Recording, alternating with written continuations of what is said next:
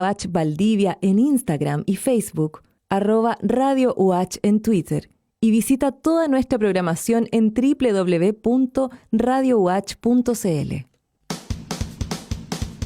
En Radio Universidad Austral de Chile presentamos República de los Ríos.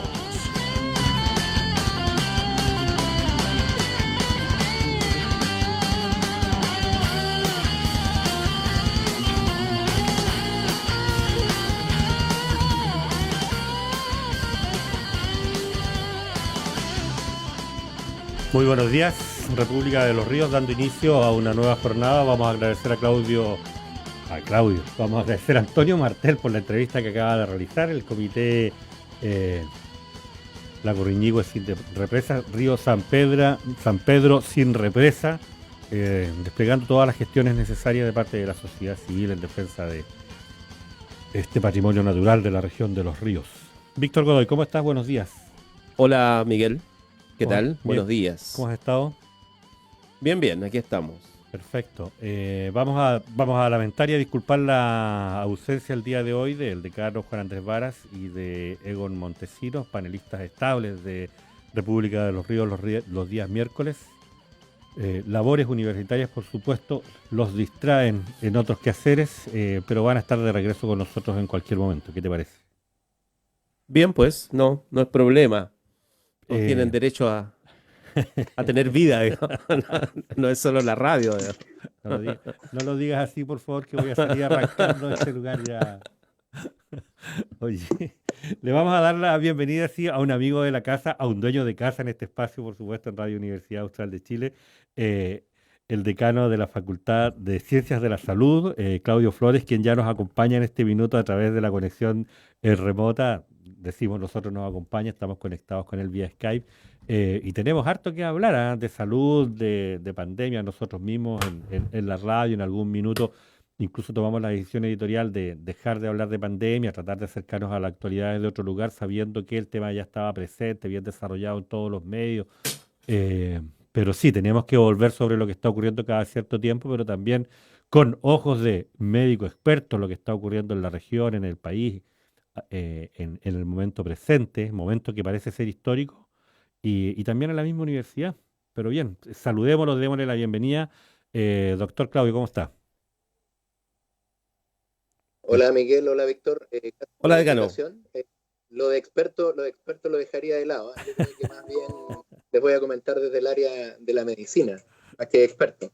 Ya se los había dicho, estaba viendo, la última vez que nos conectamos fue el 1 de junio, y yo les había dicho entre uno de mis comentarios, era de que expertos no iban a ver de la pandemia hasta que esto no pase. Sí, Claro. De hecho, ustedes me hicieron algunas consultas de por qué no hacíamos esto, por qué no hacíamos esto otro, y el tiempo ha dado la razón en que hay que esperar muchos eventos para poder dar respuesta a algunas cosas que han sucedido. O sea, lamentablemente no tenemos la experiencia todavía para definir cuál es la mejor política en este caso de la pandemia.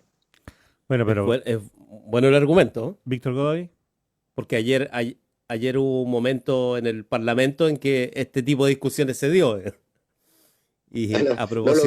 No lo vi. Sí, yo vi la parte final de la discusión, que al final no fue un debate, no hubo cuestión previa, ¿no? que es el tecnicismo que se utiliza, donde se argumenta de fondo, ¿no? Pero sí hubo un alegato más específico respecto a la acusación contra el exministro Mañalich. Finalmente fue rechazada.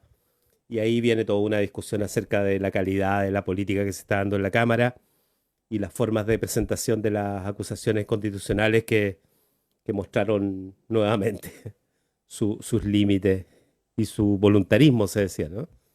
Y claramente eso sucedió. O sea, hay voces de la oposición hoy que han circulado mucho, anoche ya, diciendo que esto era en realidad improducente, o sea, que no iba a pasar nada, que fue un error hacerlo, etcétera, etcétera, etcétera. La estrategia de incluso del abogado del exministro Mañalich surtió efecto, o sea, cumplieron, digamos, incluso estando en minoría en la Cámara, ser capaces de presentarse, defenderse y además ganar siendo minoría, digamos.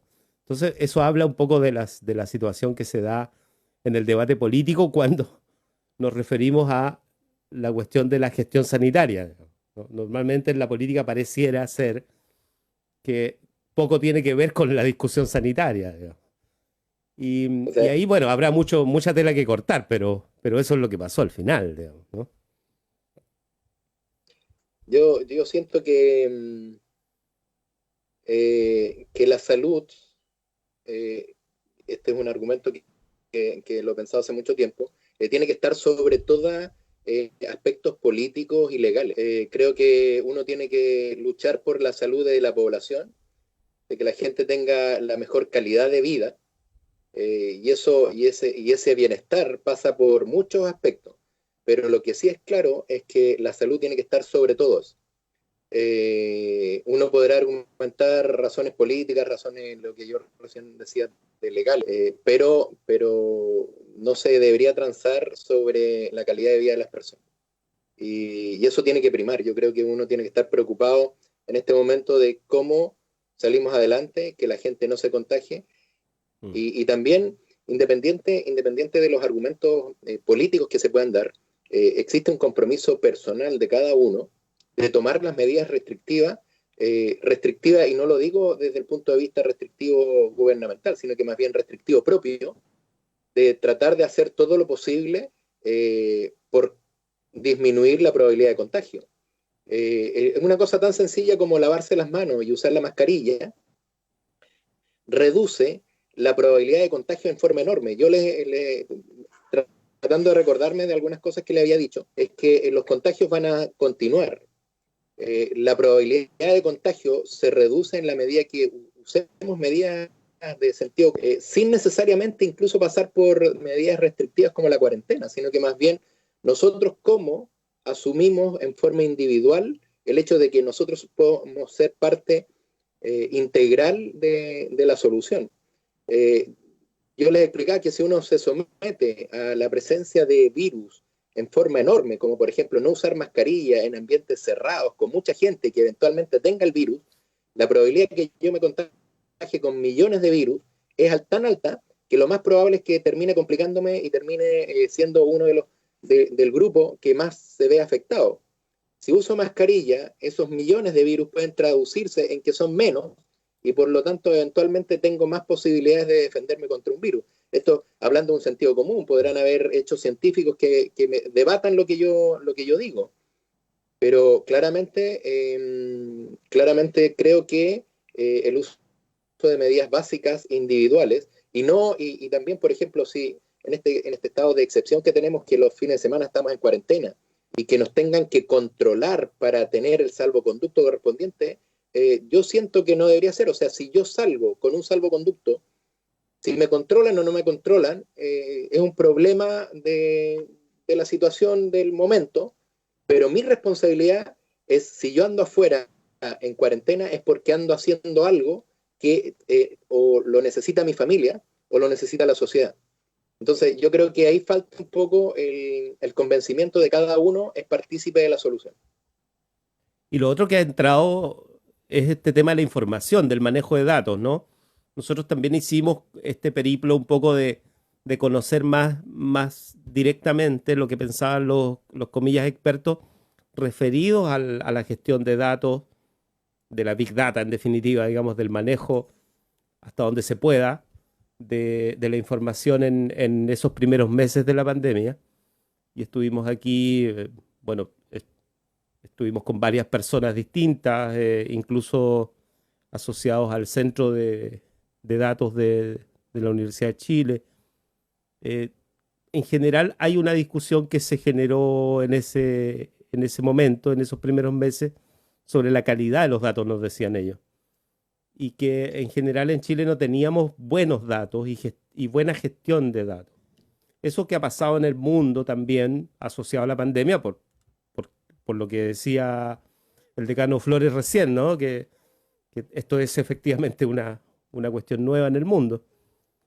también se pone en la mesa como una cuestión que hay que trabajar, digamos, ¿no? Esa es otra área, digamos, es otra pista que uno debiera preguntarse cómo debiéramos también pensar para adelante la buena gestión de la información y los datos. Sí, a ver, creo que esto tiene que dejar muchos aprendizajes. Y efectivamente al principio los datos a lo mejor no fueron los concretos. No creo que haya habido mala fe en esto. Yo creo que más bien hubo ignorancia, dejación, o muchas otras cosas que uno podría decir no estábamos preparados para esto. Lamentablemente, nosotros ya habíamos tenido en el mundo varias pandemias. Ujú. Y eso nos debería enseñar a tener mejor canalizado todo lo que se refiere a datos. Porque en la medida que nosotros manejemos mejor los datos, con más información, más transparencia, mejores decisiones vamos a poder tomar. Yo estaba viendo las estadísticas y la de los ríos, que tiene, yo diría que estamos en el primer brote. El hecho de que estuvimos alejados en el fondo de la realidad nacional en mucho tiempo, teniendo las regiones vecinas con una crisis sanitaria en su momento. Nosotros no teníamos esa crisis. Ahora, yo no creo que estemos en crisis en la región de los ríos, pero claramente hubo un aumento significativo por distintas razones, pero si ustedes se fijan, la trazabilidad de los casos es alta en Valdivia. No tengo el dato exacto, pero cuando uno ve de los 29 casos de Valdivia, 25 tenían trazabilidad, 4 se estaba tratando de determinar, y los asintomáticos están sobre los sintomáticos. Eso significa que los casos, ojo que esos casos asintomáticos son pesquisados porque son contactos estrechos de los que ya están infectados. Y muchos de esos asintomáticos es probable que se hagan sintomáticos en el transcurso del seguimiento. Ahora, el pesquisar esos en forma asintomática reduce sustancialmente el contagio.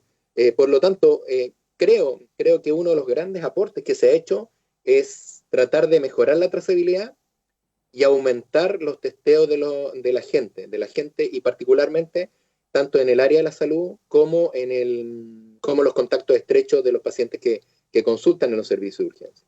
Y ahí yo quiero destacar el estudio Vigía, que es un estudio de la Universidad Austral, dirigido por el doctor Cristóbal Verdugo. Claudio. ¿Quién es? ¿Perdón? Claudio Verdugo. Claudio y Cristóbal, yo creo. Claudio y Cristóbal. Ah, Cristóbal Verdugo de la Universidad de Chile. Correcto, pero que Sí. lo que yo estoy Perdona. lo que yo estoy diciendo, que eso ha permitido que poblaciones que puedan ser susceptibles de mayor riesgo, como las unidades de diálisis, los centros del adulto mayor y otros centros sanitarios, puedan pesquisar muy precozmente los pacientes que son portadores del virus. Y eso es un avance sustantivo que implica que podemos pesquisarlos antes de que puedan ser mucho más contagiosos de lo que pudiesen ser en esas condiciones. Uh-huh. Es Claudio y Cristóbal Verdugo, ambos, Sí. de los institutos de patología animal y medicina preventiva. Exactamente. Claro, ellos han trabajado el tema y eso está en curso. De hecho, bueno, además es piloto a nivel nacional, ¿no? O sea, se está ensayando un poco. Y lo otro que además une una cosa súper importante, no solamente va a la salud, sino que también va al aparato productivo de la región. Yo sé que hay algunas empresas que estarán trabajando en este proyecto y que permiten darle la seguridad a los trabajadores de que la probabilidad de contagiarse en su centro de trabajo es menor. No es que desaparezca, pero se hace evidentemente menor. Y se puede pesquisar a tiempo quizá, ¿no? O a tiempo también es un eufemismo a esta altura, pero se puede identificar con cierta premura el contagio. Hay el último informe epidemiológico que se generó, que fue esta semana, ¿no? Recién pasada, habla precisamente y esa era la pregunta. Lo que dice doctor es que estaríamos viviendo nosotros en la región de los ríos el primer brote. O sea, el caso de Magallanes es una segunda ola, así se le ha llamado, que es mucho más fuerte que la primera, ¿no? Yo voy a hacer un comentario al respecto. A ver, Yo creo, el primer caso está descrito en Maule, sí, pero mi impresión personal es que Magallanes tiene que haber tenido los primeros casos. Por cómo se comportó inicialmente. Si se recuerdan, las regiones más afectadas inicialmente fue Magallanes. Y lo segundo es que Magallanes está viviendo como esta segunda ola, pero que se ha mantenido en el tiempo. Ahora hay que considerar ciertas cosas que son importantes de ver.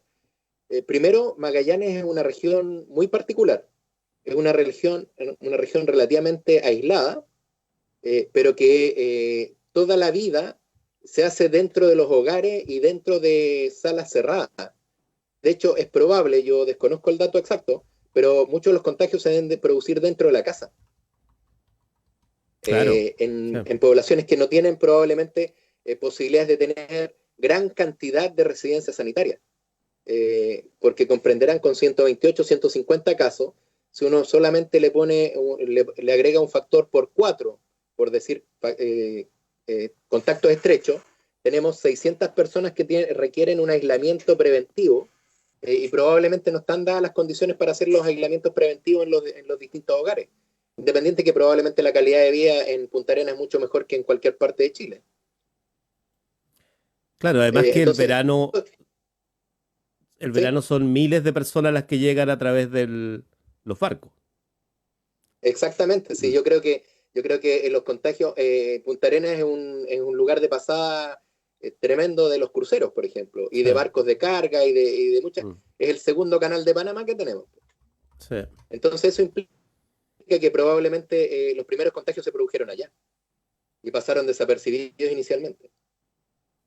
Claro, ahora comparativamente, además con una población mucho más reducida que nosotros mismos, nosotros tenemos arriba de 400.000 habitantes, nuestra incidencia, claro, de la enfermedad, pareciera que en muchos casos recién está impactando, incluso socialmente, ¿ah? O sea, recién hay preocupación, está circulando cierta preocupación y a pesar de eso también hay una, bueno, un comportamiento, ¿no? Una conducta asociada a estos meses en que no ha habido actitud de cuarentena, ¿no?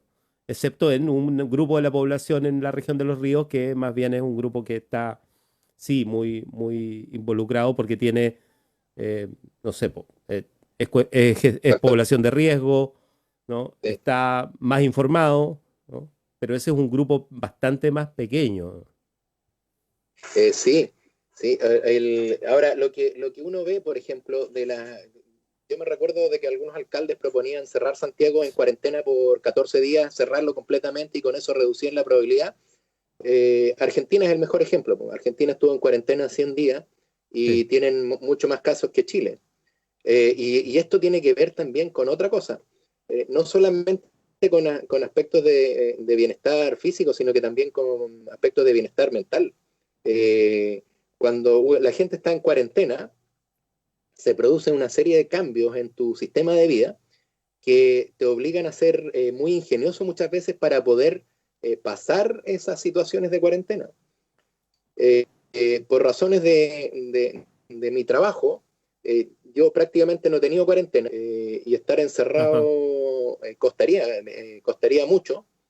De hecho, yo creo que la obesidad va a aumentar sustancialmente porque la actividad física se redujo y porque probablemente el tiempo uno lo gasta más en el yo creo que computador, no es así una mentira en dedicarse más a la cocina, de hacer además. cosas que antes no se hacían, cuando normalmente estábamos activos en otras cosas.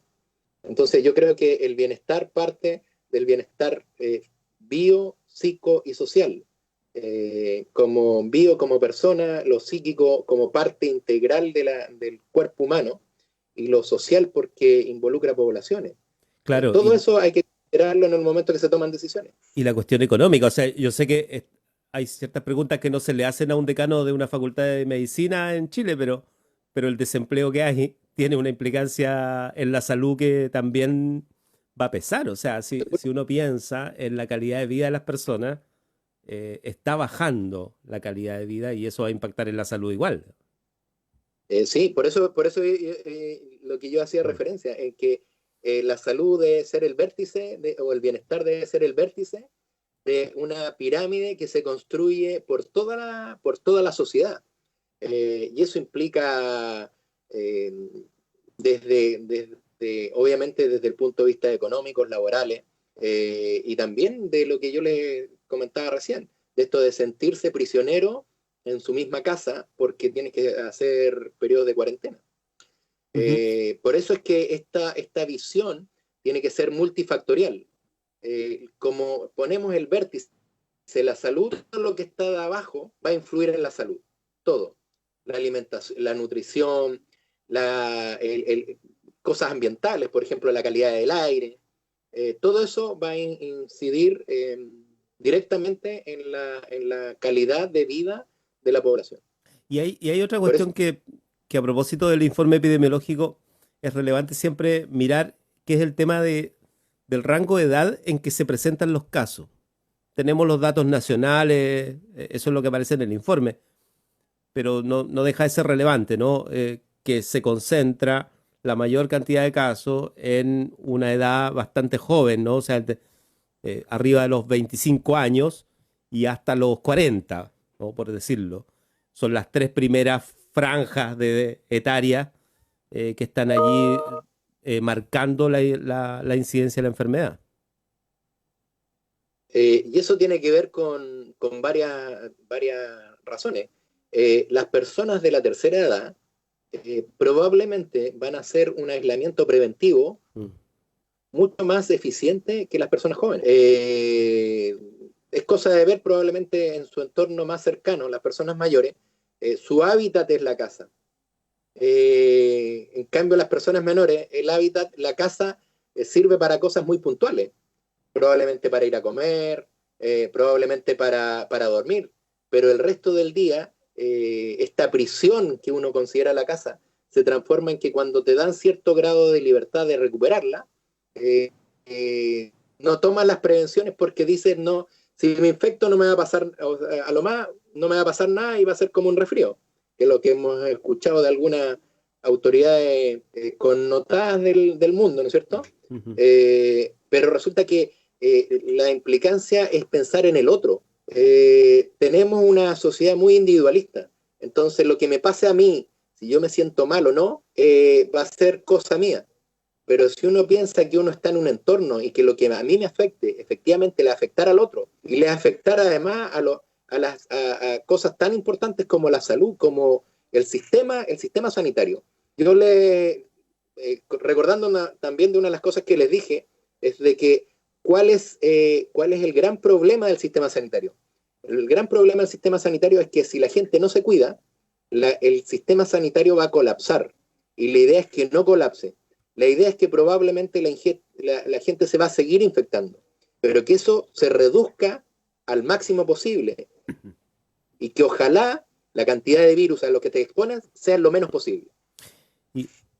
Iba a ir también un poco a eso, el dato de hospitalización. Si uno mira los cuadros nacionales, que sí están por región, en la región de Los Ríos tenemos muy pocas líneas cuando se hace la comparación entre hospitalizados y no hospitalizados, ¿no? Porque tenemos bastante menos casos comparativamente con el resto de las regiones. Pero conversando con el personal médico, profesionales de la salud, uno se entera de que, claro, hay una situación en que colapsa el sistema, que probablemente se ha dado específicamente en lugares en la región metropolitana en algún momento. Acá lo conversamos en algún rato con el Colegio Médico de la región metropolitana, pero uno conversa con la gente que trabaja en el hospital y en definitiva lo que ellos advierten de todos modos es que están trabajando sobre una tensión sobre los recursos importantes, ¿no? Por decirlo de manera elegante, digamos, ¿no? O sea, el día a día es difícil. Sin ir más lejos, se produjo hace poco un brote dentro del hospital. Exacto. Y esos brotes dentro del hospital sí que significan mucho para la población, porque las personas tienen que salir con aislamiento preventivo, gente que está formada para atender en hospitales, gente que, y eso requiere una logística, no voy a decir una infraestructura, sino que una logística muy importante para poder dar bienestar a la población que se hospitaliza. De hecho, se cerraron camas, ¿qué? Porque obviamente sale gente con cuarentena y no se pueden reemplazar esos casos hasta que puedan volver de esas cuarentenas preventivas. Y eso es un problema que en este momento se transformó en una situación crítica en la región de Los Ríos, que esperemos da la impresión de que eso se está solucionando. Ujú.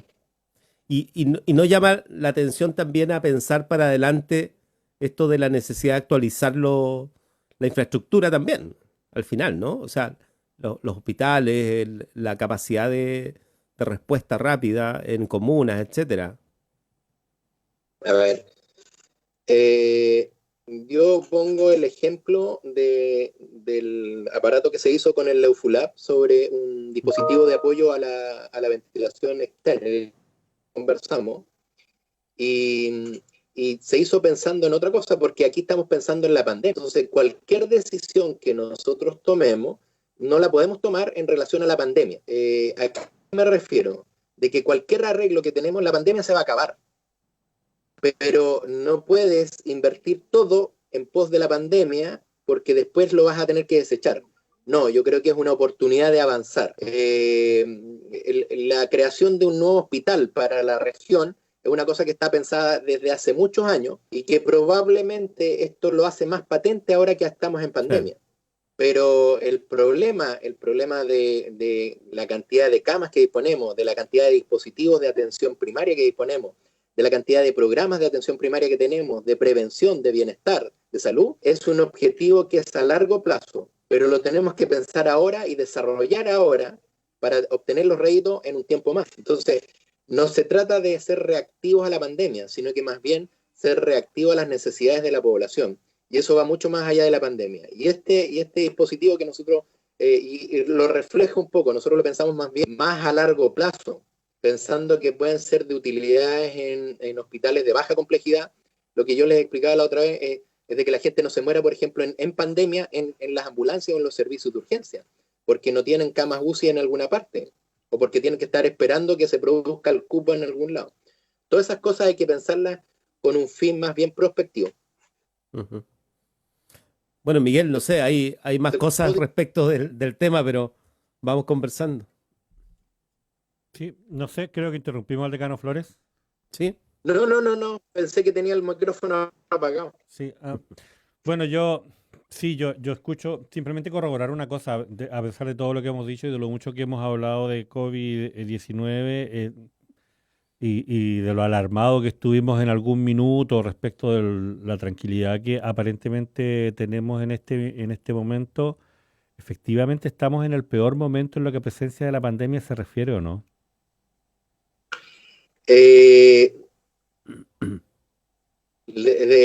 Yo creo que el tiempo lo va a decir. A ver, en la región de Los Ríos ha habido un aumento ha habido un aumento de los requerimientos de camas por COVID-19. Eso es innegable. La pregunta que uno se hace es ¿cuándo va a terminar en la región? Ahora, si ustedes se fijan, en Chile ha ido reduciendo la incidencia de casos nuevos, pero nadie nos puede decir qué es lo que va a suceder, porque recuerden, mejora el tiempo, viene el verano, estos periodos de encierro se van a tratar de reducir al máximo y va a significar que probablemente tengamos un rebrote en el verano. Y esto significa, y yo ahí prefiero que estemos todos en alerta, tomando las medidas propias de cualquier tipo de situación, en este caso de pandemia. Vuelto a decir, lavado de manos, distanciamiento físico y el uso de la mascarilla, son tres cosas esenciales en manejo de esto, que por más que estemos en este momento crítico, puede ser que estemos mucho más críticos. O sea, ustedes ven, Bélgica cerró Bruselas, Francia está cerrando de nuevo y está poniendo cuarentena, España lo mismo, Italia no he escuchado las últimas noticias, pero los casos puede ser que aumenten. Ahora tienen que pensar, sí, que Italia sufrió la mayor crisis de la pandemia, así que es probable que el segundo brote sea menos letal, por ponerle un nombre a la situación que puede suceder. Yo no creo, primero, no tenemos que bajar los brazos, no podemos tomar esa consideración, está pasando esto. Sí, podríamos considerar que está pasando, pero eso no significa que yo no considere que sí tenemos que seguir tomando las mismas medidas que tomamos como personas, ¿ya? Las políticas de salud pública las verán en las esferas que correspondan, pero a cada uno de nosotros nos toca una parte importante de la toma de decisiones. Esa toma de decisiones son cosas tan sencillas como lavarse las manos, uso de la mascarilla y el distanciamiento social. Sí, en Italia hay reportados ayer 5.890 casos y los picos de abril eran de 5.900. O sea, pero la diferencia es que los requerimientos de unidades de camas críticas se redujo. claro. Y ese es un dato que no es menor. Esperemos que la segunda ola que podamos tener en Chile se comporte de similar manera, porque si se comporta como fue a mediados de junio, julio, podemos estar en problemas de nuevo de crisis de camas UCI. Sí, pero pensaba precisamente en lo que decía el doctor Claudio Flores, decano de la Facultad de Medicina de la Universidad Austral de Chile, que conversa con nosotros en República de los Ríos. Ya está la primavera ya está aquí, tenemos el verano a la vuelta de la esquina. A ver, ya nos costó quedarnos en la casa en invierno, bajo toda esa lluvia y con todo ese frío. La presión por salir, y estoy hablando de una presión personal, psicológica, no tiene nada que ver con lo que vivimos en el invierno por una parte, pero por otra parte, incluso en ese contexto es necesario poner una mirada crítica sobre las políticas públicas con las que estamos enfrentando en forma colectiva, digamos. Es cierto, es inminente, es innegable, impostergable la apelación a la conducta individual de cada uno, pero también tenemos que poner una mirada crítica en lo que estamos haciendo en forma colectiva y pública, doctor Flores. Yo estoy totalmente de acuerdo. Yo creo que lo que pasa es que las medidas restrictivas no van a controlar probablemente la pandemia. Lo que va a controlar la pandemia es el comportamiento individual. O sea, si yo voy al supermercado y tengo ciertas necesidades urgentes que cumplir, comprar el pan, el azúcar y todas esas situaciones, creo que se amerita ir al supermercado. Tratar de regular, por ejemplo, eso desde el punto de vista individual. Yo creo que no me equivoco en decir de que si antes íbamos 5 veces al supermercado durante la semana, probablemente ahora estamos yendo una vez a la semana, con suerte, para tratar de abastecernos de todo lo que necesitemos durante esa semana. Es verdad que hay situaciones sociales que obligan a que las personas tengan que ir viviendo el día a día, pero eso no significa que tomemos medidas desde el punto de vista sanitario de ayudar a reducir la cantidad de virus que eventualmente circule y que yo me exponga a eso. Y eso significa cosas tan sencillas como lavarse las manos. Sí. Y el uso del alcohol gel. El alcohol gel no reemplaza el lavado de manos. Si uno se puede lavar las manos es mejor que el alcohol gel. Lo que pasa es que hay circunstancias en que uno no lo puede hacer. Sí, decano, siempre que conversamos con alguna autoridad universitaria aprovechamos de preguntar cómo hemos enfrentado este año. Hay una cosa básica en la Facultad de Medicina particularmente, siempre nos destacan los académicos, por una parte, la disciplina de los estudiantes de medicina que les ha permitido enfrentar de mejor manera probablemente que en otras disciplinas las restricciones de la pandemia. Siempre nos dicen, y de todas las áreas de la facultad, que a ratos da la impresión de que los estudiantes, más que venir a estudiar, vienen a hacer el servicio militar académico.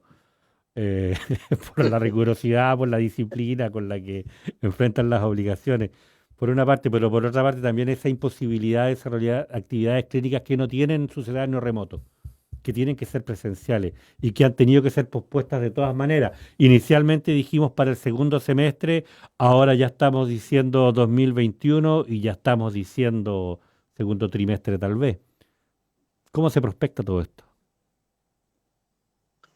Situaciones que nos han hecho aprender en el camino. O sea, la universidad y particularmente en el área de salud, uno de los grandes plus que tenía o que tiene la formación en el área de la salud es la actividad clínica y práctica. Se están haciendo prospecciones de cómo podemos enfrentar eso, pero claramente no vamos a reemplazar las actividades prácticas. La idea es sí volverlas a retomar y también considerar otro punto que no es menor.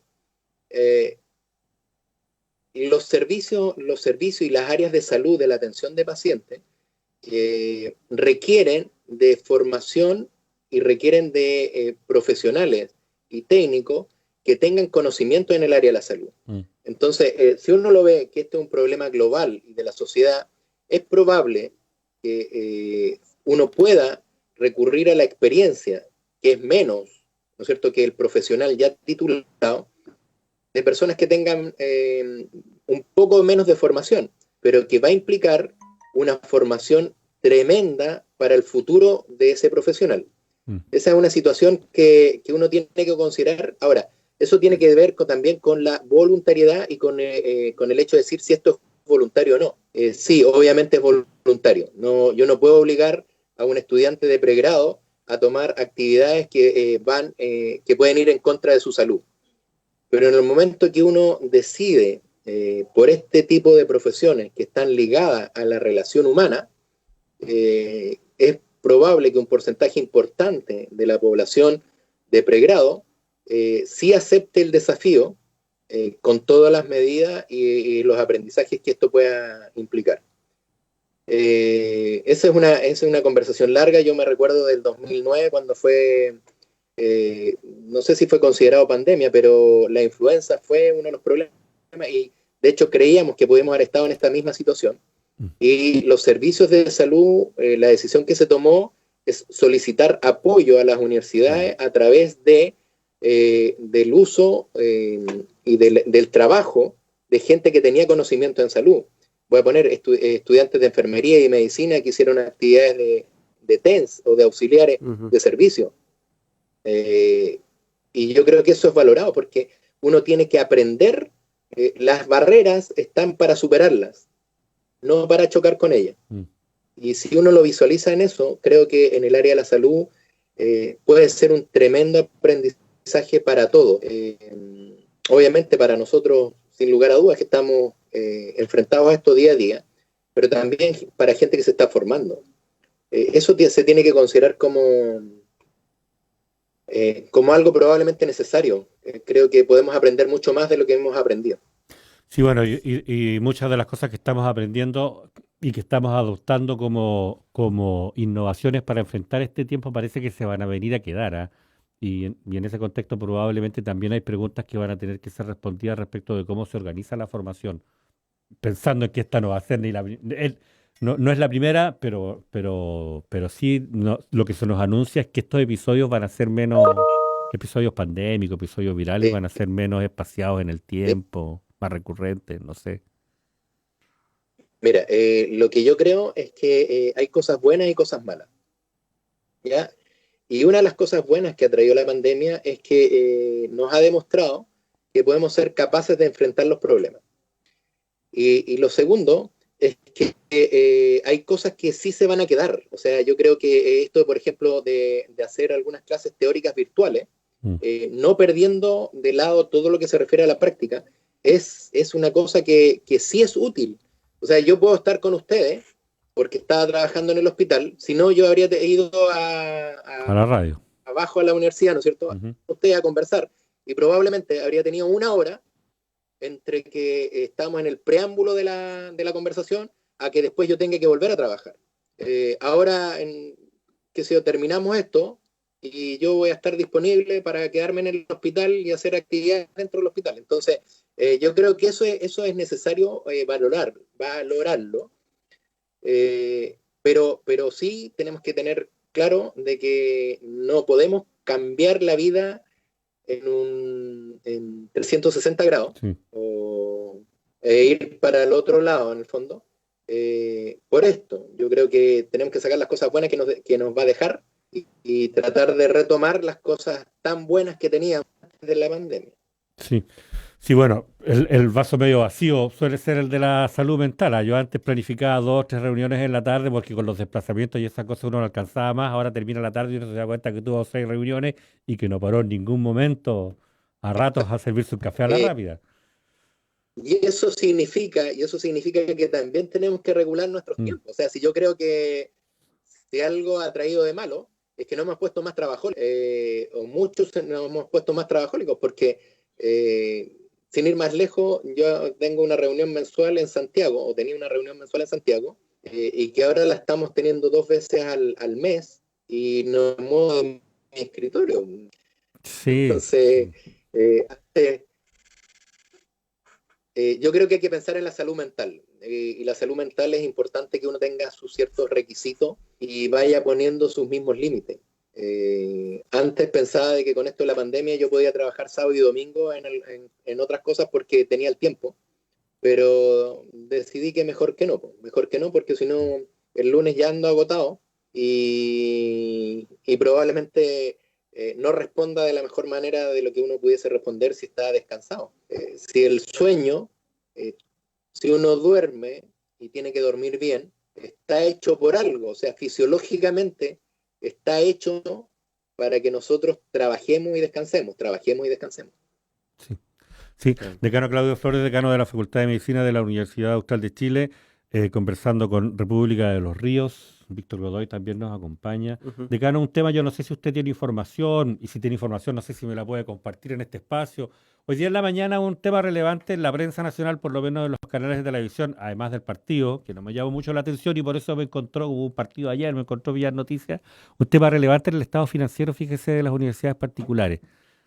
Y se decía, el titular, la editorial, era que a propósito de la imposibilidad de realizar clases fundamentalmente de pregrado en forma presencial, había una crisis de deserción, había una crisis de pago.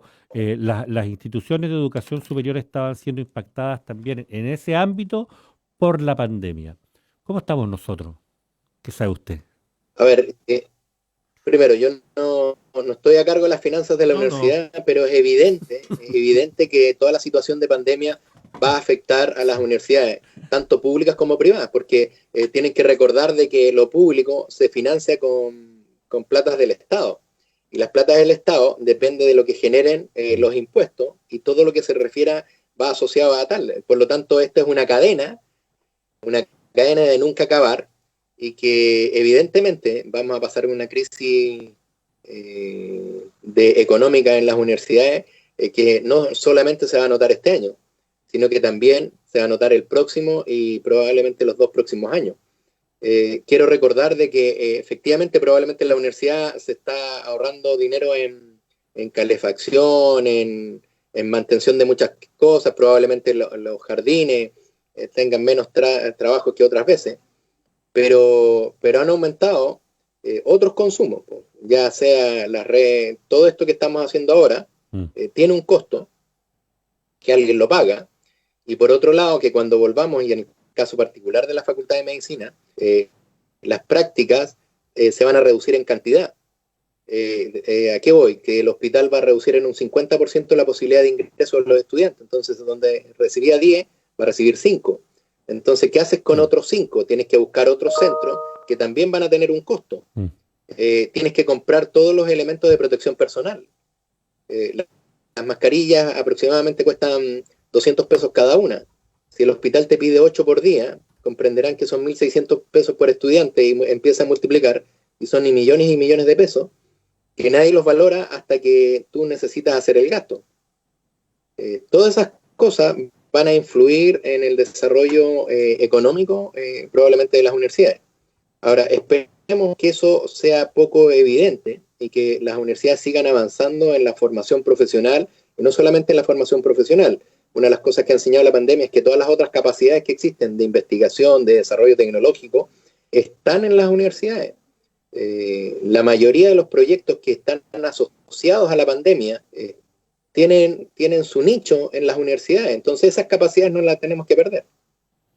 Sí, bueno, precisamente preguntaba por eso, ¿no? Decía, no sé si tiene información y en caso de que tenga información también, si es posibilidad de hacerla pública o no por ahora. En tanto, probablemente esta materia debiera ser objeto de discusión o de información en algún organismo de participación o de gobierno colegiado en el cual usted participa, porque sí, cambios vienen a propósito de esta situación. Sí, y pensaba en eso precisamente, entre los indicadores de esta eventual crisis financiera que estaban enfrentando las universidades estaba el gasto extraordinario en recursos telemáticos, que cuando se realizan en situaciones de urgencia uno termina de enterarse de la envergadura del elefante cuando hace balance a final de año nomás, pues, y entonces Sí. empiezan las discusiones respecto de esta materia. Por eso la pregunta era qué tanto hemos avanzado en anticiparnos a esa discusión. Sí, o sea, de hecho la universidad tiene aprobado un presupuesto para el año 2020, pero como las condiciones han cambiado, la universidad tomó la precaución de entregar los dineros en la medida que se vayan necesitando, más que de una estructura súper cuadrada y establecida. Mm. Eh, no sabemos qué va a pasar en los próximos meses. Además que ustedes mismos lo han dicho, digamos, probablemente la deserción estudiantil va a ser mayor que cualquier otro año. Y eso, y las universidades, bueno, una de las cosas que siempre he pensado, de que las universidades se deberían financiar por lo que realizan, más que por la cantidad de estudiantes que reciben. Mm. Porque hay universidades que se acreditan en pregrado y en gestión, y la universidad nuestra, que está acreditada en 5 áreas, se tiene que financiar con los mismos dineros que se financian otras universidades que solamente hacen dos de las áreas importantes, y gestión obviamente es necesaria porque si no, no se puede dar un buen pregrado. Sí. Entonces, todas esas cosas son una discusión de cómo se deberían financiar las universidades. Porque si dependemos 100% de los estudiantes, la situación puede hacerse crítica, particularmente en estas situaciones en que hay crisis. Sí. Entonces, ¿cómo mejoramos eso? No es una respuesta que yo tenga. Sí, pero porque además todavía estamos en el campo de lo probable y no en el campo de los indicadores ya cuantificados respecto de los cuales pudiéramos comenzar a evaluar y a planificar. Correcto, y es lo que, pero esto lo pensaba antes de la pandemia. Creo Sí. que la forma de financiamiento de las universidades debería estar dado por todo lo que hacen, Sí. más que por la cantidad de estudiantes de pregrado que puedan tener. Sí, y en ese ámbito, mucho hemos hablado, doctor Flores, de lo que se ha avanzado en investigación, del rol que ha cumplido esa área de la Universidad Austral de Chile dentro del contexto nacional, incluso internacional, en lo que significa enfrentar la pandemia, pero ¿eso deja réditos materiales? Eh, Es a la ver, las pregunta, me parece. universidades están para crear conocimiento, y ese conocimiento probablemente es aprovechado por la sociedad. Mm.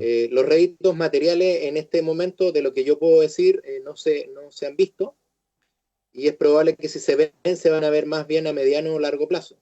De hecho, se pueden crear patentes que pueden tener alguna significación, digamos, económica para las universidades, pero el rol fundamental de la universidad es crear conocimiento y ponerlo a disposición de la sociedad. Y eso tiene un costo. Ese costo, ¿quién lo absorbe? Esa es la pregunta. No tengo la respuesta, pero sí creo que un rol importante, en el caso, por lo menos de la Universidad Austral, es del Estado. Independiente que sea una universidad privada, en su génesis, es una universidad pública. Su conocimiento está puesto al servicio de la comunidad. Lo que se le criticaba a veces a la universidad era que su vinculación, tanto con los entes productivos como con la sociedad en general, no eran tan evidentes. Yo creo que la pandemia los hizo evidentes, pero en un 100%. O sea, proyecto que sale con respecto a la pandemia, en un 90% probablemente sale de la Universidad Austral. Entonces, eso se tiene que valorar por lo que significa el bienestar de la población. Eso tiene un costo para la universidad, y pocos réditos económicos. Tiene un rédito que es un rédito social, que probablemente es mucho más valioso que el rédito económico que pueda dar. Pero tampoco se trata de que la universidad haga caridad con los pocos recursos que tenga. Con lo que no tiene. Alguien lo tiene que financiar, o con lo que no tiene, exactamente. Sí, sí, una pregunta muy bien formulada, pero una pregunta muy improvisada. Víctor Godoy, estás con Sí, nosotros. yo tenía un par de preguntas sobre la cuestión nacional y las decisiones que se tienen que tomar. El mes pasado salió la encuesta nacional de salud, que se hace todos los años. Entiendo que la está haciendo Ipsos, creo. Y se le pregunta, bueno, sobre todos los tópicos posibles en estas áreas a la población en general. Y hay varias cosas, digamos, ¿no? Pero una de las cuestiones que salta rápido en la percepción de la población lo que nosotros tradicionalmente llamábamos la calidad de la salud, pero que hoy en día se ha explicado mucho mejor, digamos, que tiene que ver básicamente con cómo se provee el derecho a la salud en Chile, ¿no? Hay una discusión constitucional que viene y que probablemente incorpore esta discusión a propósito del artículo 19 de la Constitución que habilita, ¿no? La provisión del derecho a la salud por parte de instituciones de todo tipo, ¿no? O sea, no solo públicas, sino también privadas. Y de allí viene la discusión sobre el rol de FONASA, a propósito de la historia de las ISAPRE, ¿no? Que una historia reciente, uno a veces se olvida, pero las ISAPRES vienen, es como de esos nichos en los cuales hay mayor discusión entre los que se ven afectados por las decisiones de los ISAPRE, y cada vez que la gente denuncia al sistema privado de salud en Chile, gana la gente, por así decirlo, ¿no? O sea, cuando se presenta a tribunales una demanda, normalmente los tribunales fallan a favor de las personas, porque normalmente hay ciertas arbitrariedades que se dan en el sistema privado de provisión del acceso a la salud, en el caso del seguro privado, ¿no? Y con contraste a la población que está en FONASA, donde aparentemente, y esta es la discusión que venía de antes, por eso creo que hay una diferencia, y sobre eso quería ir, que aparentemente el sistema público no tenía la calidad o el acceso, digamos, a la salud a través del sistema de FONASA, no tenía la calidad y la rapidez y la oportunidad.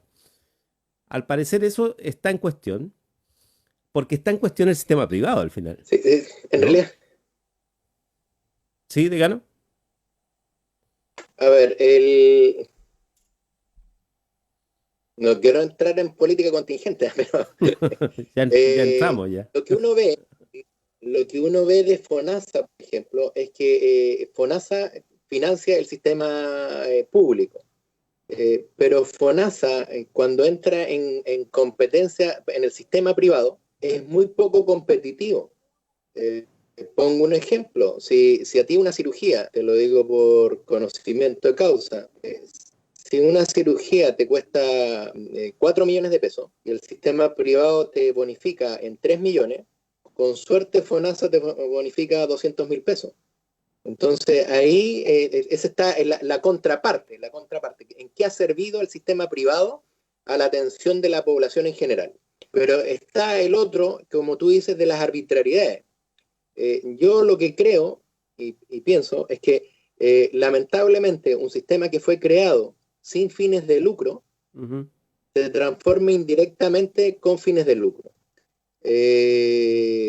Lo que uno hace, en el fondo, y es lo que hace la universidad, por ejemplo, ganancia que tiene la universidad, la reinvierte en la universidad, la reinvierte en construcciones nuevas. Yo escuchaba con cierto dejo de enojo probablemente, es que las ISAPRES aumentaron un porcentaje o un bono que se llama GES, porque los costos del GES podían significar aumentos significativos del gasto de las ISAPRES. Pero después de un año te dicen de que gracias a que se utilizó muy poco ese bono, ellos pudieron obtener ganancias significativas. Entonces, eso es una lamentable, porque ahí se ve el punto de vista económico, cuando uno podría decir, con ese bono vamos a mejorar probablemente las prestaciones de nuestros usuarios en tal cantidad. Entonces es una discusión que yo creo que tiene que ver con el fondo de cómo vemos la salud.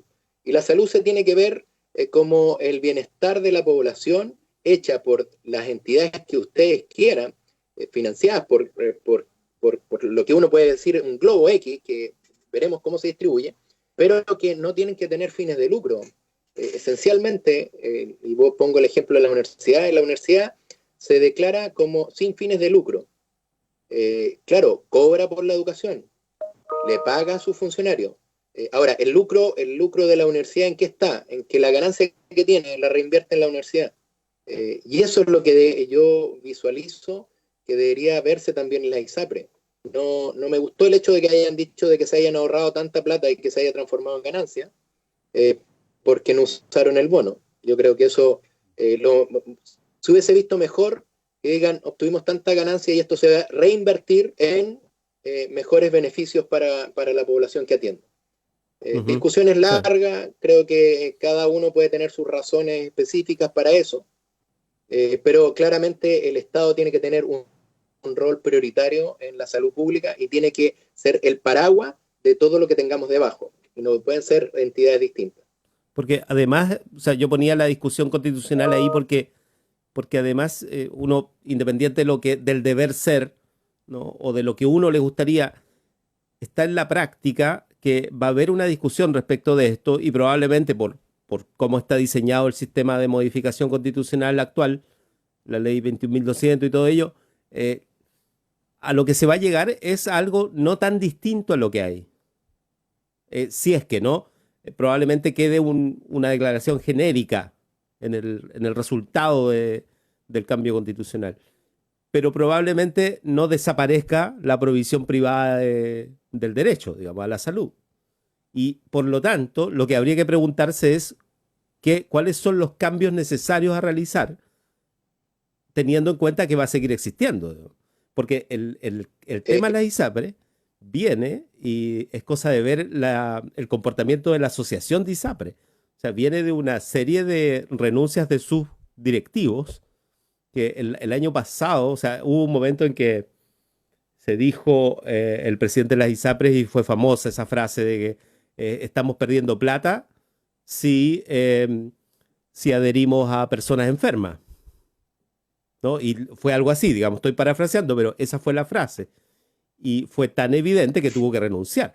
Se instala una presidencia mucho más amigable, esto antes del estallido social incluso.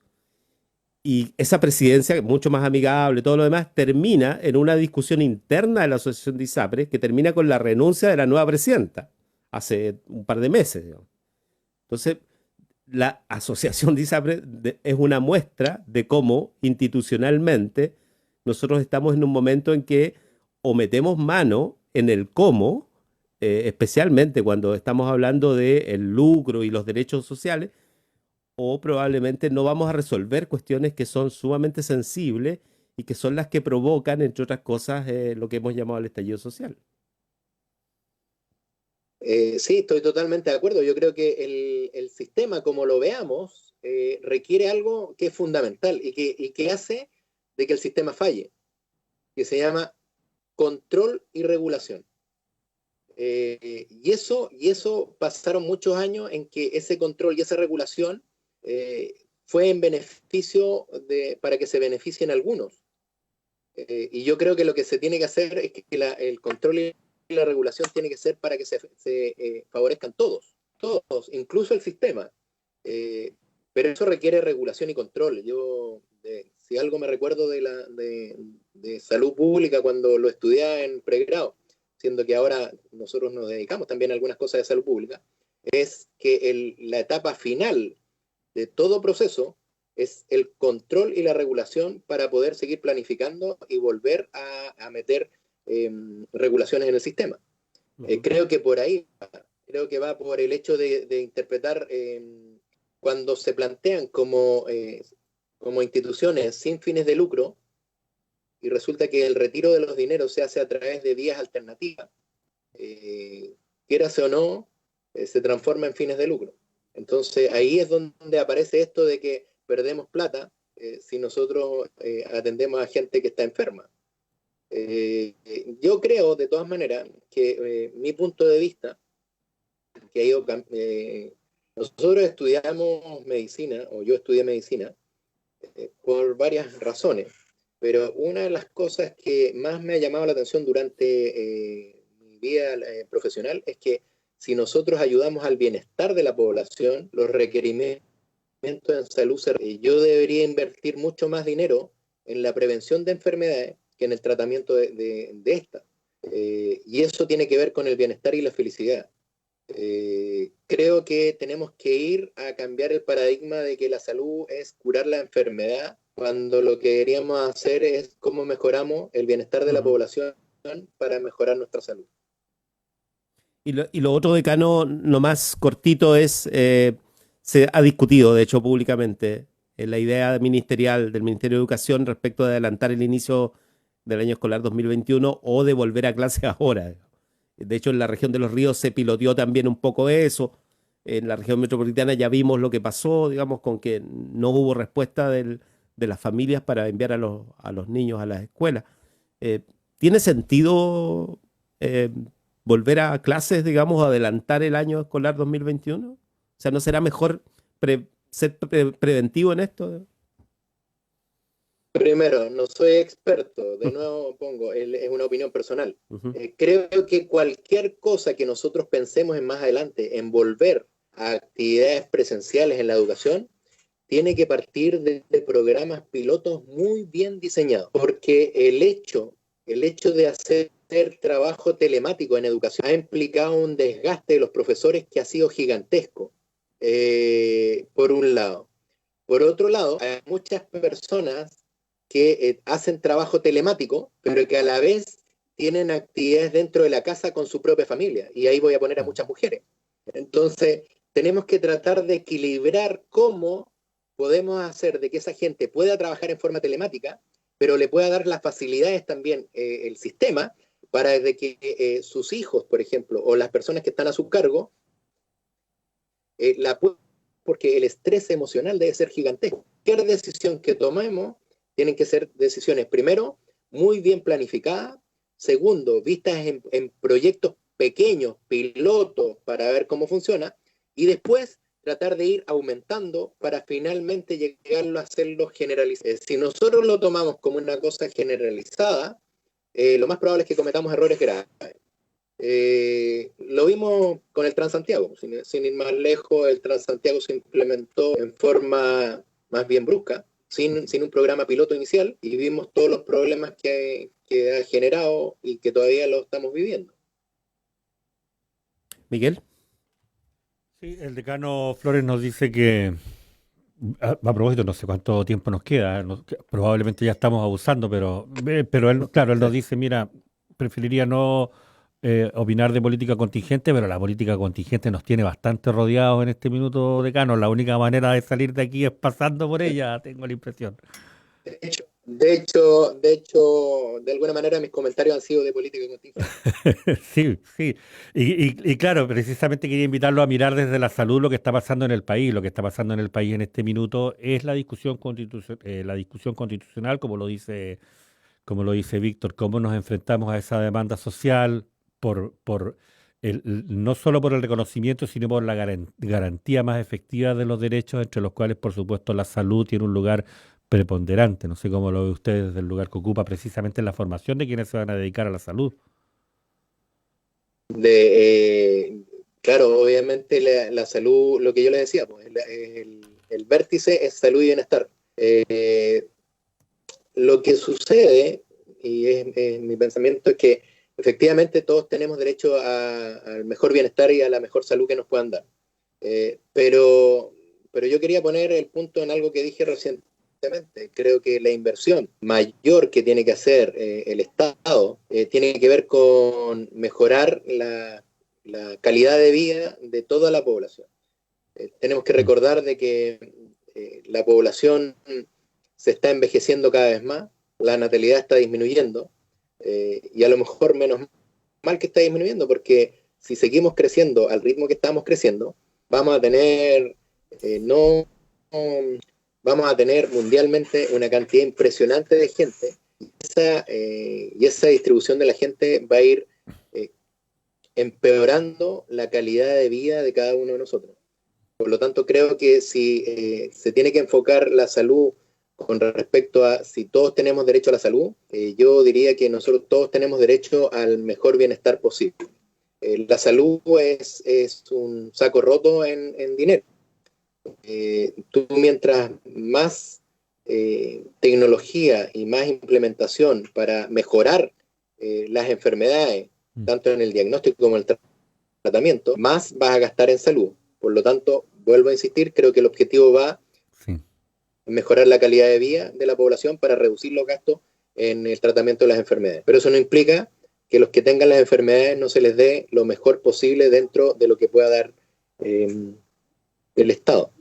Sí, no sé si es lamentable o es complejo verlo así. Antes alguien tenía un infarto en un lugar como Chiloé o en el sur de Chile y simplemente fallecía. Hoy día alguien tiene un infarto y se convierte en un crónico.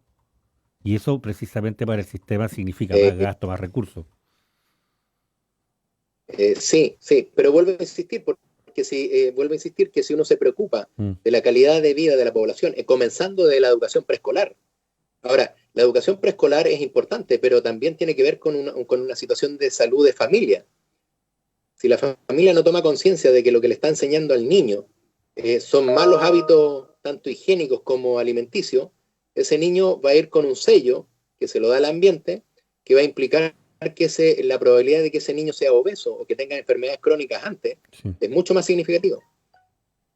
Nuestro objetivo, por ejemplo, nosotros se acaba de entregar, o se entregó en abril el Mulato Gil de Castro, pero está muy orientado más bien al bienestar de la población, más que pensar en la cura de las enfermedades.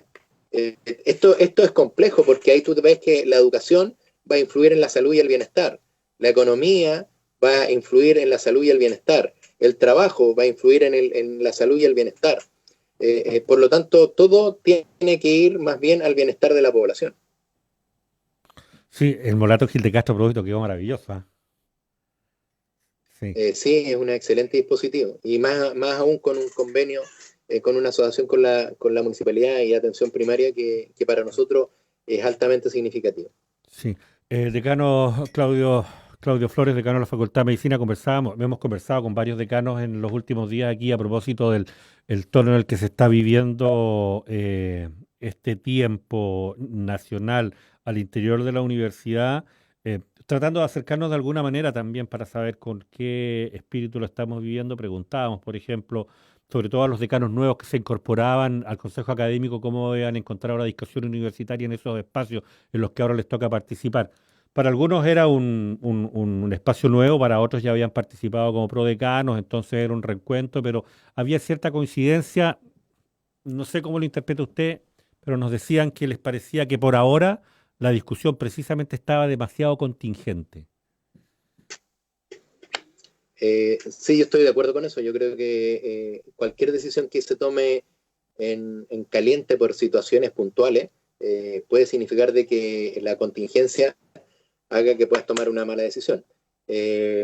No creo que cualquier cosa que uno piense o decida lo tiene que pensar muy bien, probablemente respirar profundo, porque cualquier decisión que tomemos ahora en puede implicar condiciones que pueden ser dañinas para todos en el futuro cercano. Complejo las decisiones que uno toma en caliente. Es como cuando uno está enojado y probablemente la decisión que tome no va a ser la mejor que si lo sienta y piensa qué es lo que nos espera más adelante. Proyectarse probablemente para los 2 próximos es compleja en la situación actual. Yo creo que lo único que va a cambiar la situación es que aparezca una vacuna que sea efectiva y que con eso podamos volver o de alguna manera retomar nuestras actividades normales. Víctor. Sí, no nos queda mucho tiempo. Agradecerle nomás al decano, está ahí en el hospital base, además, donde la universidad además tiene un espacio especial a través del el convenio, ¿no? Correspondiente y la labor que cumplen allí estudiantes de la universidad también se cumple en el caso de Osorno. Quizás sea bueno mencionar eso en términos de cómo va y cómo podría crecer en el futuro, en estos últimos minutos que nos quedan para aludir al desarrollo precisamente de la facultad. Sí, yo creo que el desarrollo, Osorno ha dado la capacidad suficiente a través de la Facultad de Medicina y la carrera, en particular de la carrera de Medicina y de algunas otras carreras que hacen prácticas en Osorno, la suficiente madurez para tomar decisiones, no solamente como facultad, sino como universidad. De hecho, la universidad tiene visualizada parte, uno que es el desarrollo de la Facultad de Medicina ya, pero a la vez el desarrollo académico de la universidad en la ciudad de Osorno. Y para eso hay una comisión de la cual participo de ella, visualizando también el desarrollo de la universidad dentro de Osorno. Vuelvo a insistir, creo que Osorno tiene la capacidad suficiente para tener, y la madurez suficiente para tener desarrollo de actividades tanto de pregrado como posgrado en esa ciudad, así como la investigación y la vinculación con el medio. Sí, sin lugar a duda, para nosotros ha sido un chiche, como uno dice, Osorno, porque la formación en Osorno en el área de medicina todavía tiene esto de artesanal, pues son pocos estudiantes en un campo clínico que es adecuado para el desarrollo de la salud. Sí, claro. Me quedo por ahí, Miguel. Gracias, Víctor. Decano, estar en el hospital de todas maneras en estos días es estar en el epicentro de la región, ¿eh? Nosotros hemos conversado, hemos mantenido diálogos permanentes también con funcionarios de la salud, con funcionarios, digamos, que están en la atención de público, que están a cargo de procedimientos clínicos, también con funcionarios que están a cargo de procesos administrativos, y siempre se reconoce y se destaca la labor que allí cumple la Universidad Austral. Eso como para empezar a despedirnos, digamos. Cuénteme cómo lo viven ustedes, digamos.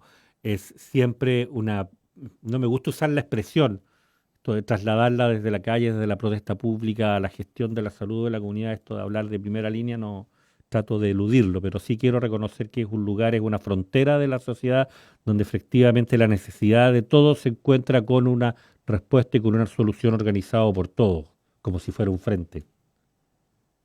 Sí, efectivamente, yo creo que creo que lo dije en la entrevista anterior, el Hospital Regional de Valdivia y la Universidad Austral, y voy a incluir en esto también la salud primaria de la ciudad de Valdivia, han crecido mancomunadamente en el desarrollo público y en el lado universitario, o sea, han crecido juntos.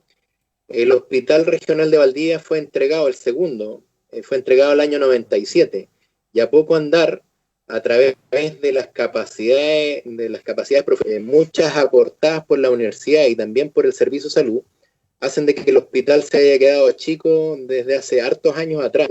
Lo que habla bien, porque significa que tenemos la capacidad profesionales para hacer. Ojalá se concrete el hospital nuevo para la universidad en un contexto de planificación a 20, 30 años más, pensando de que si hay un buen desarrollo del servicio de salud y un buen desarrollo de la universidad, lejos, los más beneficiados es la población de la región y del sur austral. Y los invito a todos a ser partícipes de lo que vaya sucediendo con esta creación del hospital nuevo, que me parece que es un tremendo avance para la región. Sí, claro que sí. Decano, comenzamos a despedirnos. ¿Tiene consejo académico el día de hoy? Entiendo. No he tenido yo la oportunidad de ver la tabla. No sé si usted ya la pudo ver. Sí, la tabla, de hecho se va a ver la creación de una subespecialidad en la Facultad de Medicina, que es que tiene que ver mucho con la contingencia, porque es la especialidad de infectología. Y comprenderán que está muy en boga en este momento con respecto a la pandemia, pero este es un proyecto que viene ya desde hace varios años.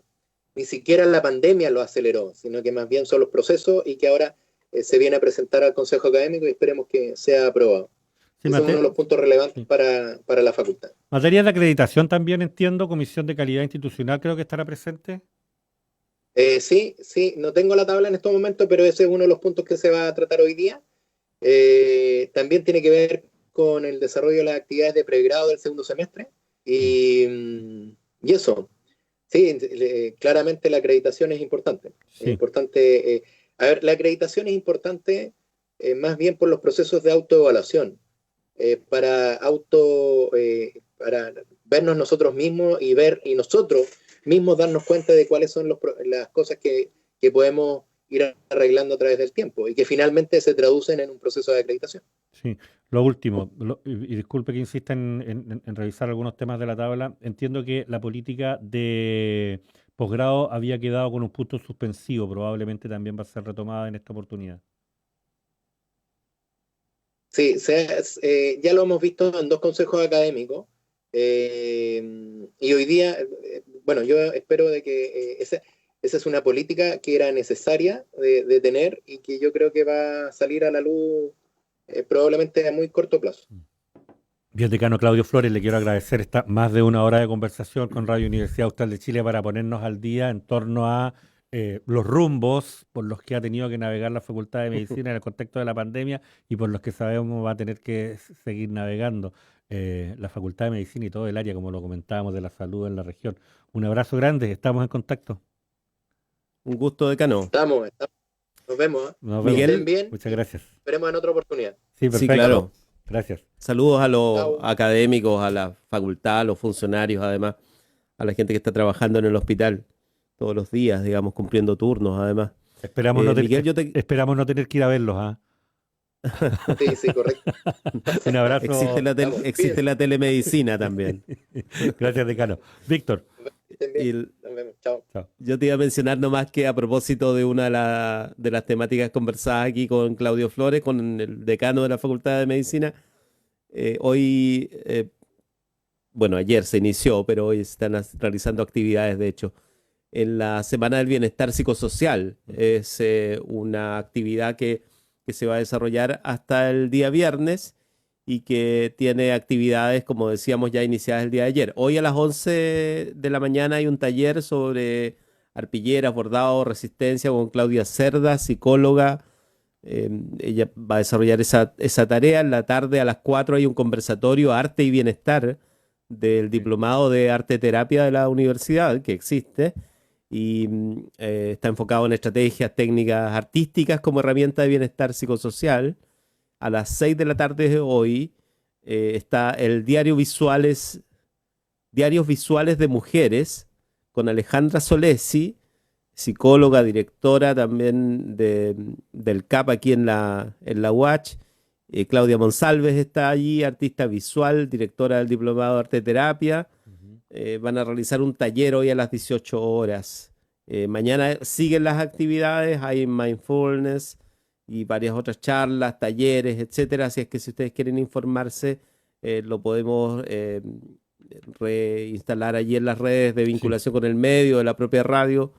Y está en la Facultad de Medicina, en todo caso. Uno entra fácil allí en la página web de la Facultad de Medicina UACH, medicina.uach.cl. Eso quería mencionar. Y lo otro que quería mencionar, que sé que también es relevante, puede ser muy interesante, las Jornadas Australes de Derecho Internacional de los Derechos Humanos, ¿no? Se están realizando, son la segunda jornada. De hecho, el decano Juan Andrés Vara no está hoy aquí con nosotros porque estaba precisamente saludando la apertura. Y se va a estar desarrollando desde hoy, desde esta mañana, hasta el día sábado incluso.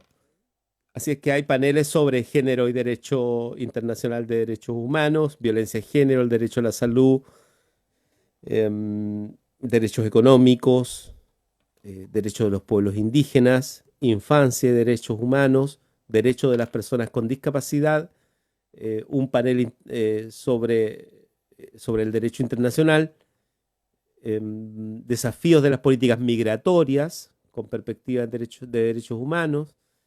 Hay un panel sobre la situación europea para conocer situaciones comparativas.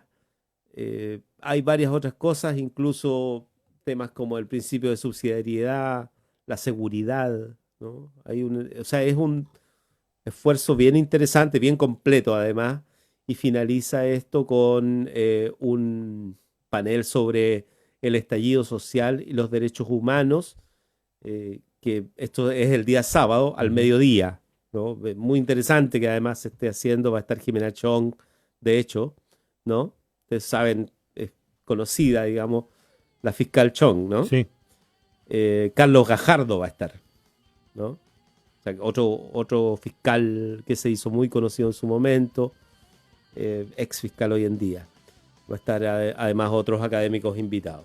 Imperdible. Sí, yo 3 cosas, Víctor. La primera, subrayar siempre, yo extraño un momento para referirnos al derecho a la comunicación en este tipo de iniciativas, no solo de nuestra facultad, sino a propósito de la discusión que tiene el país en este minuto. Lo primero. Lo segundo, recordarte que mañana lo vamos a comenzar a recordar hoy día. Mañana damos inicio a un nuevo ciclo de programas con los consejeros académicos, representantes de la comunidad académica electa, todos los jueves a contar de las 2 de la tarde. Vas a estar tú en la conducción. Vamos a tener a los consejeros académicos precisamente para renovar y dar continuidad a esa preocupación que la radio tiene por servir a la discusión de la comunidad universitaria. Y lo tercero es que hoy día a las 11 tenemos una reunión, no es una reunión pública, pero nos ponemos a trabajar para preparar lo que va a ser la puesta al aire del Consejo del Congreso del Futuro durante la próxima semana, por lo menos de lo que son las actividades de clausura en su versión 2020. Víctor, nos vemos. Nos reencontramos. El jueves Chau, a chau. las 2 de la tarde, me preguntan acá, jueves a las 2 de la tarde quedó definitivamente el nuevo ciclo, que es un programa, es que es una edición especial de República de los Ríos destinada precisamente a la política universitaria a cargo de los consejeros, los representantes académicos electos para el Consejo Académico. Víctor, nos vemos. Nos vemos. Chau. Chau. En Radio Universidad Austral de Chile hemos presentado República de los Ríos.